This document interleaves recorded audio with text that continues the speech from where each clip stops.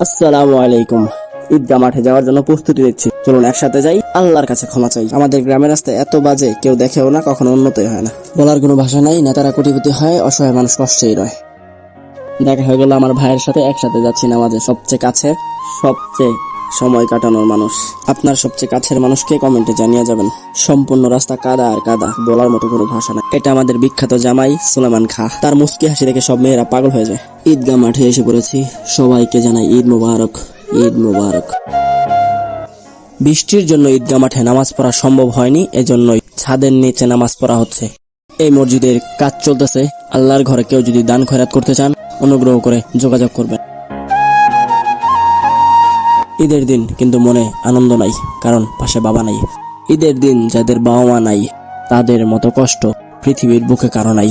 প্রত্যেকটা বাবা মার জন্য দোয়া চাই আর দোয়া করে যাই। সবাইকে ঈদ মোবারক।